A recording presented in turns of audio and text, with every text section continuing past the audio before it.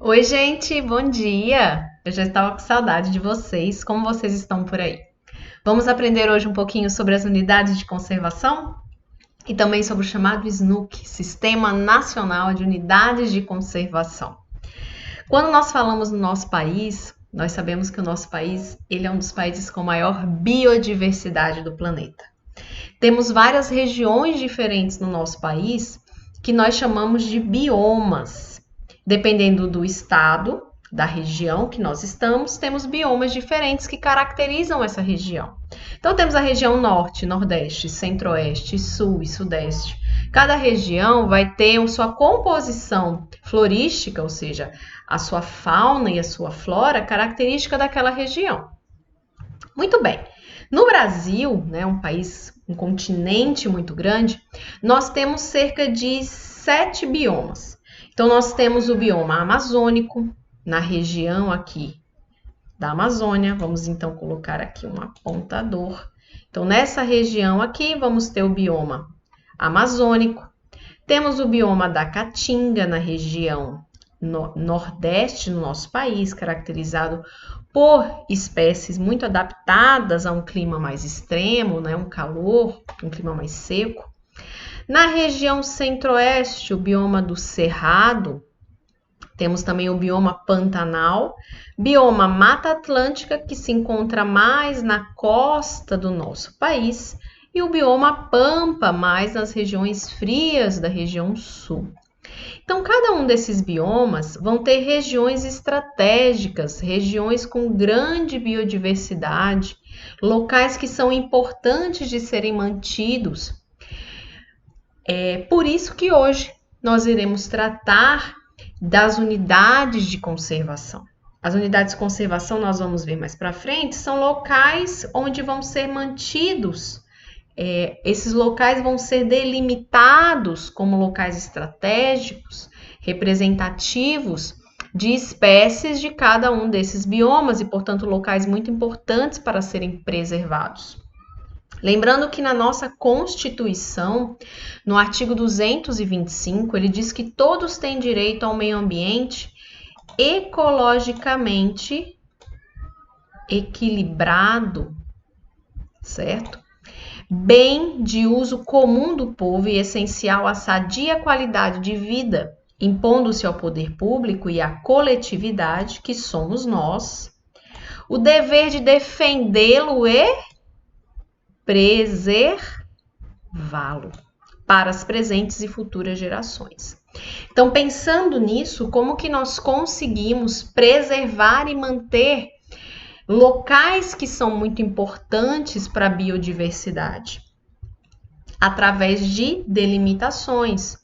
Se nós não separássemos essas unidades de conservação que nós vamos ver que são locais muito importantes, provavelmente o ser humano iria invadir esses locais, apropriar-se desses locais, usufruir de forma não sustentável, não se preocupando com as futuras gerações e com a perenicidade dessa biodiversidade tão importante.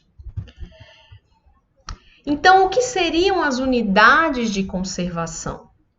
Então, a unidade de conservação ela é uma denominação dada pelo chamado Sistema Nacional de Unidades de Conservação.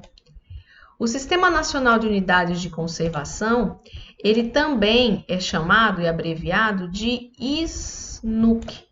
Então, Sistema Nacional de Unidades de Conservação. Ó, que letra linda! Maravilhoso, né, gente? Mas é para vocês poderem fixar. Então, o SNUC, que é o Sistema Nacional de Unidades de Conservação, ele acabou denominando, né, as unidades de conservação. O SNUC, ele foi, digamos assim, instituído por uma lei, a Lei 9.985, do ano de 2000. Então, ele disse que as unidades de conservação são áreas naturais passíveis de proteção porque apresentam características especiais, tá bom?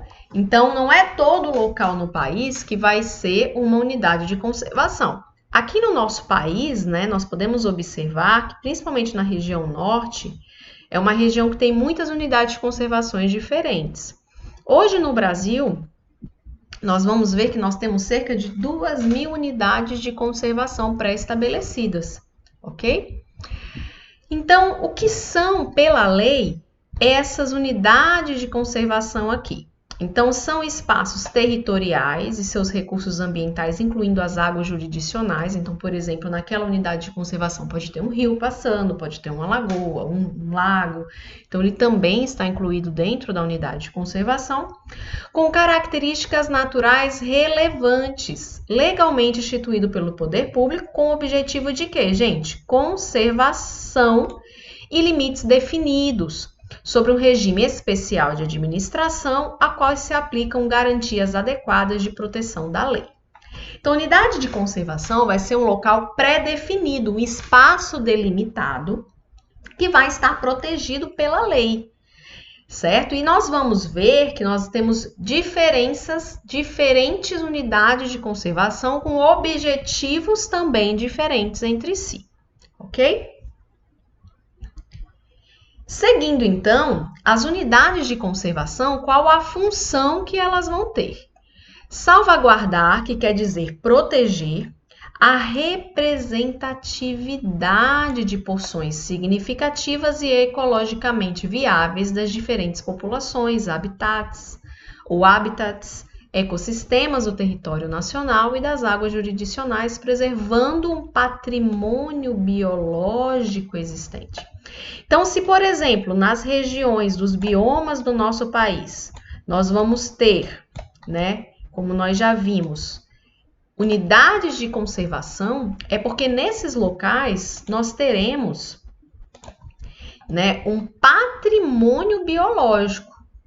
Então, existe um patrimônio, algo que é muito importante ali. Ou uma espécie que só existe naquele local, ou espécies vegetais que são somente daquele local.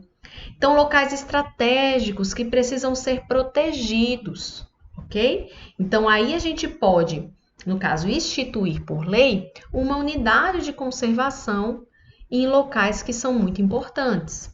Além disso, elas garantem para as populações tradicionais que aqui moram o uso sustentável dos recursos naturais, de forma racional, e ainda propiciam às comunidades do entorno o desenvolvimento de atividades econômicas sustentáveis. Então, vamos dar um exemplo, né? O que ele quis dizer com isso? Vamos supor que aqui na região do bioma amazônico, nós temos algum local onde foi instituída uma unidade de conservação, ok? E dentro dessa unidade de conservação aqui, existe alguma, por exemplo, comunidade indígena que ali mora. Então, se eu coloco uma unidade de conservação onde existe uma população indígena, eu vou proteger aquela área, fazendo com que aquela população indígena possa usufruir de forma sustentável daquela unidade de conservação. Por exemplo, aqui no bioma cerrado, aqui no Tocantins, eu também instituí uma unidade de conservação no local onde tem uma comunidade quilombola. Da mesma forma, então, a gente faz com que essas populações tradicionais, elas possam usufruir de forma sustentável dos recursos naturais. Então, nós protegemos também as comunidades tradicionais e locais, fazendo com que elas possam perpetuar as suas atividades e usufruir daquele local de forma sustentável. De alguma forma também que elas possam o quê?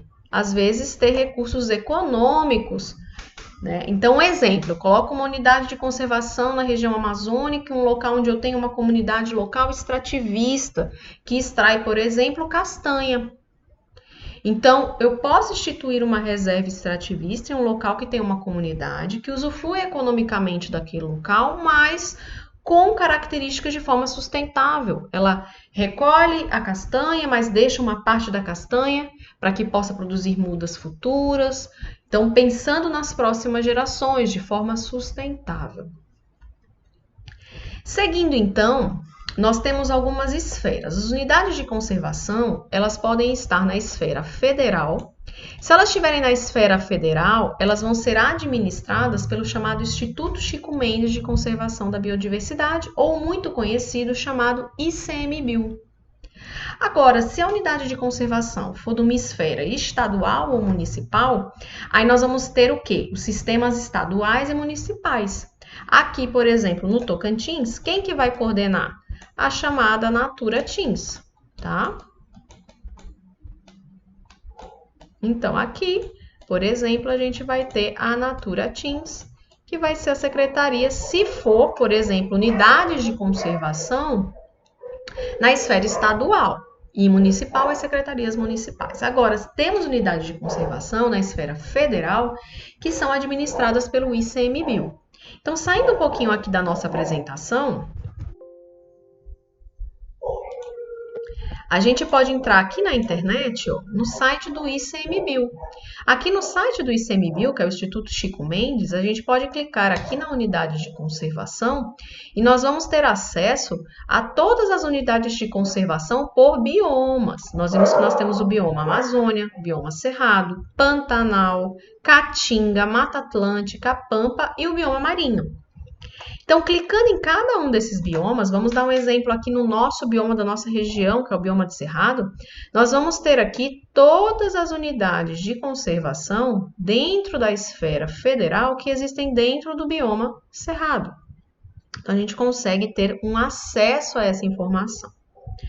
Voltando aqui na nossa querida apresentação, seguindo, nós temos então duas classificações das unidades de conservação. Isso é muito importante, ok? Então, vamos lá. Nós podemos, dentro das unidades de conservação, temos duas classificações. Nós podemos ter as unidades de proteção integral ou as unidades de uso sustentável, tá bom? Quais serão as diferenças? Certo? Vamos botar aqui em vermelho. As unidades de conservação de proteção integral, elas têm como principal objetivo Vamos voltar aqui, né? Porque, professora, a gente não vai conseguir enxergar com essa cor, não é verdade? Então, vamos botar um outro marca-texto. Isso, uma corzinha verdinha. Vamos ver se vai. Isso, agora dá certo. Então, as unidades de proteção integral, elas têm como principal objetivo preservar a natureza, sendo admitido apenas o uso indireto dos recursos naturais. Ou seja, aquele que não envolve consumo, coleta ou dano. Então, eu não posso usufruir.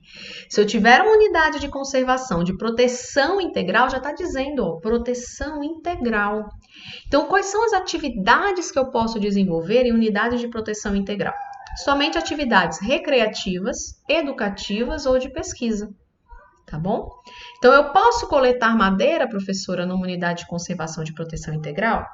Não. O que eu posso fazer é uma trilha ecológica. Eu posso fazer com que pesquisadores que são autorizados por lei possam ir até essa unidade de conservação de proteção integral para realizar uma pesquisa. Isso eu posso. Normalmente no Brasil, eu comentei que nós temos cerca de 2.000 unidades de conservação, não é verdade?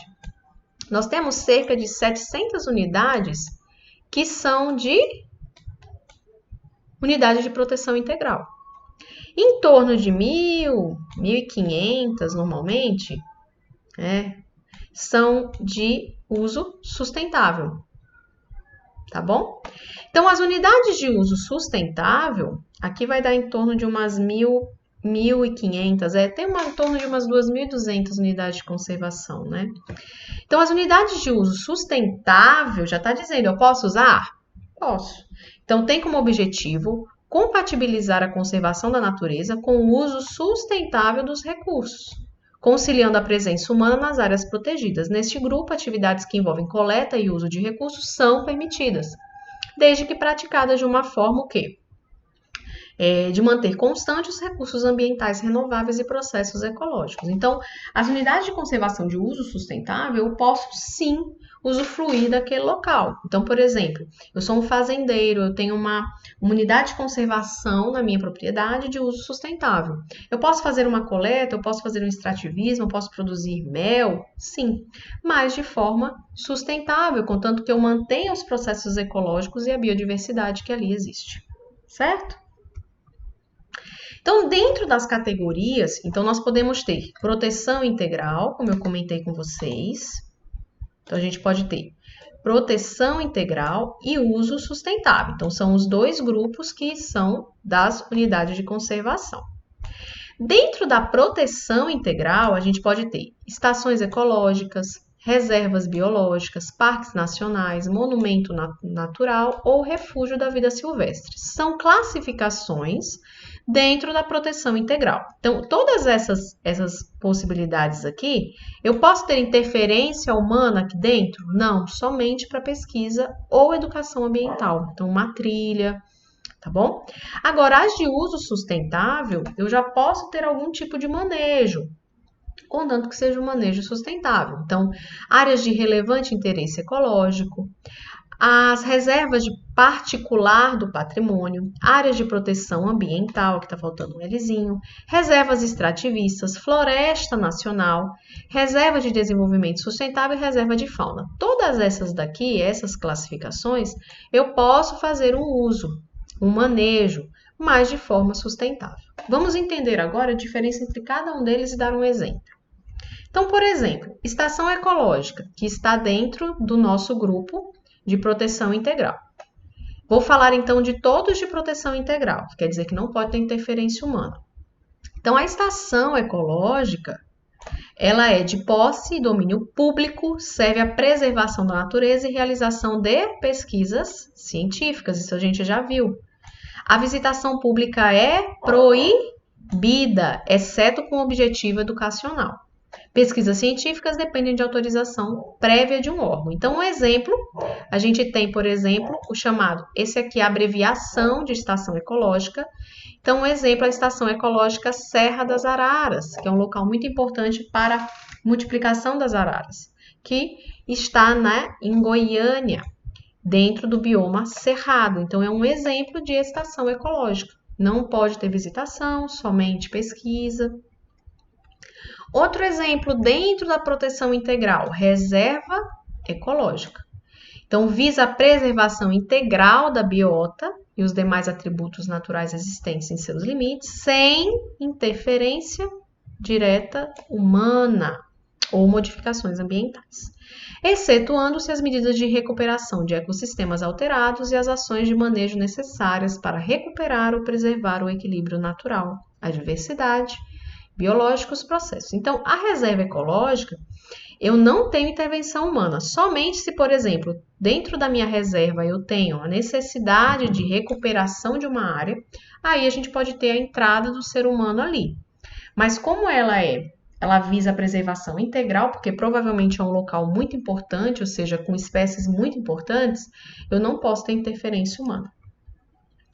Parques nacionais. E temos também os parques estaduais. Por exemplo, aqui no Tocantins, a gente tem o Parque Estadual do Jalapão, o Parque Estadual do Cantão, o Parque Estadual do Lajeado, que são unidades de conservação na esfera estadual, que são coordenadas pela Naturatins.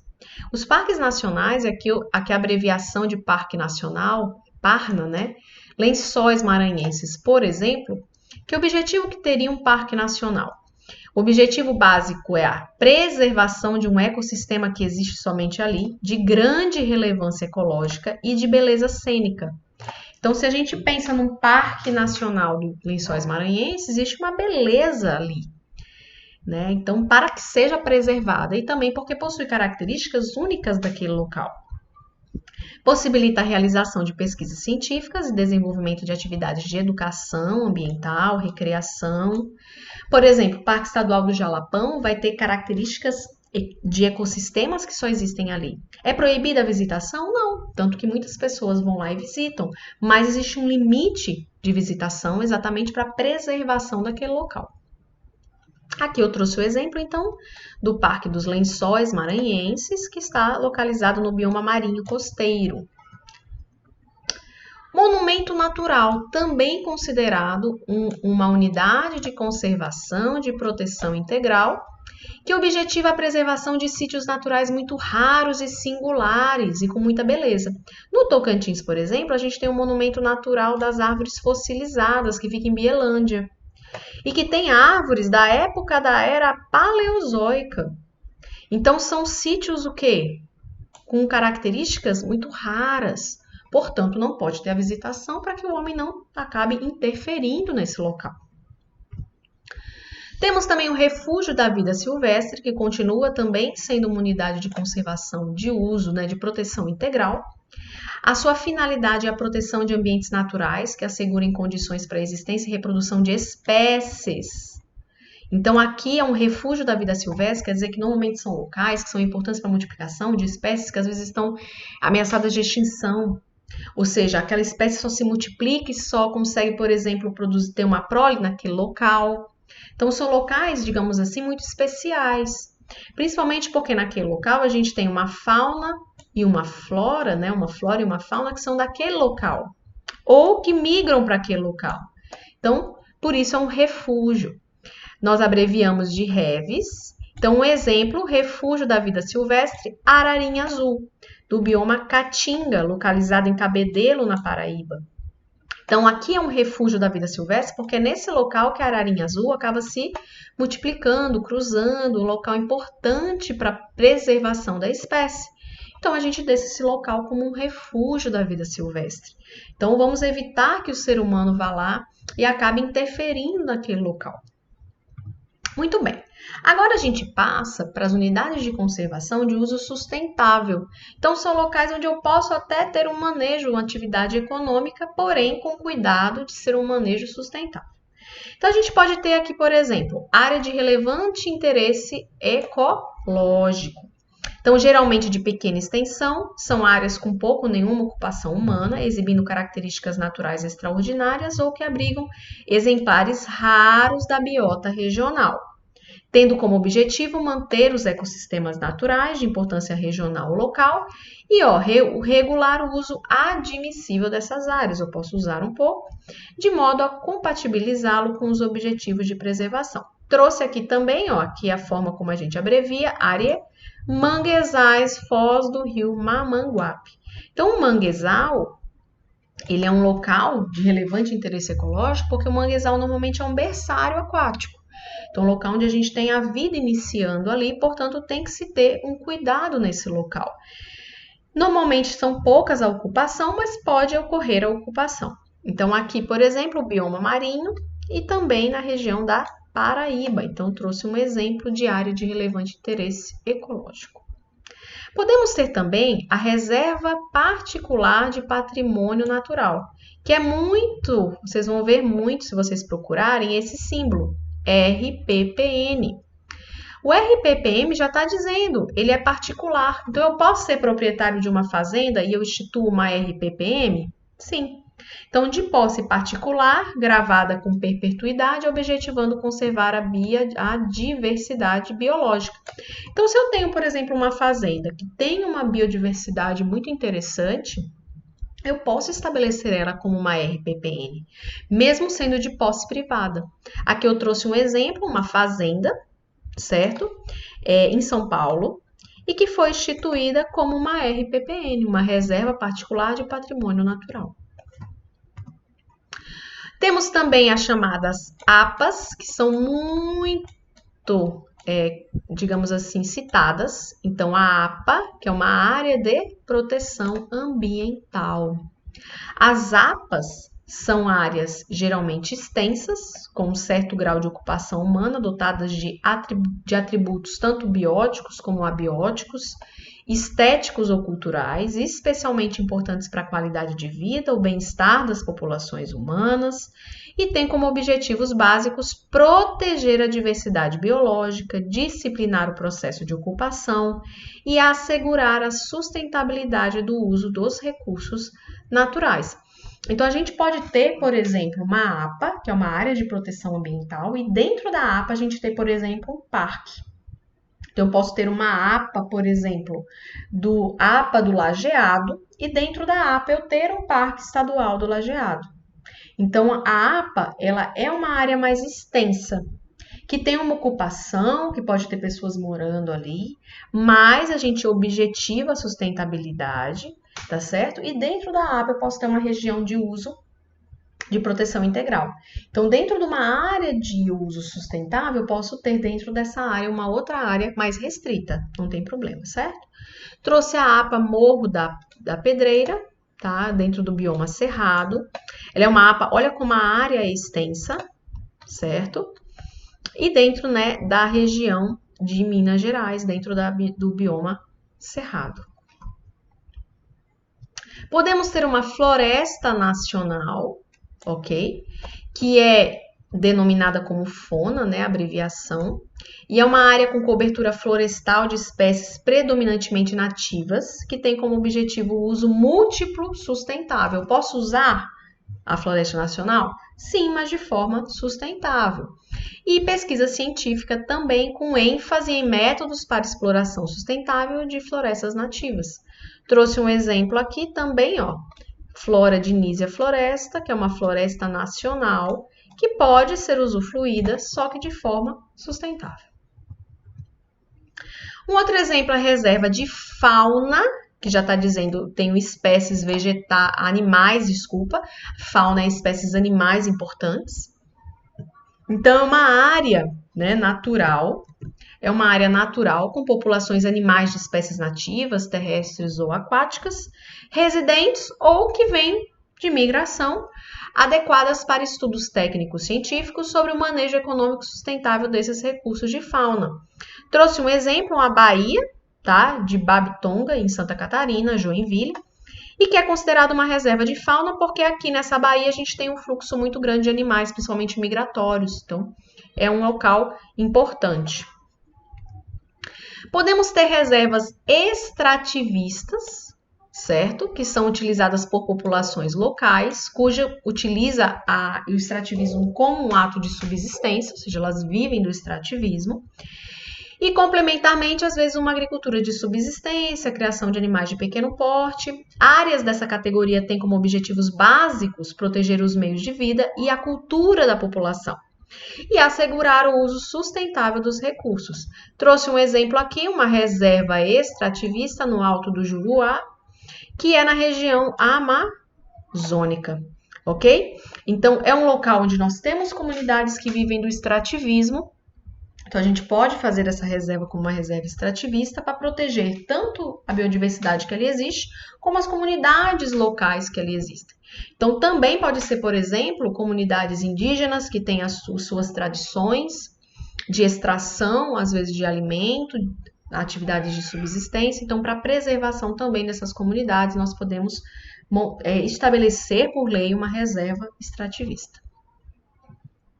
Então, quais são as áreas no Brasil onde nós temos o maior número de unidades de conservação? Eu já comentei que nós temos mais de 2.000 unidades de conservação. Nós vamos ver que 25% das unidades de conservação vão estar no nosso bioma, né, na Amazônia, porque aqui nós temos uma grande biodiversidade, importante ser preservada.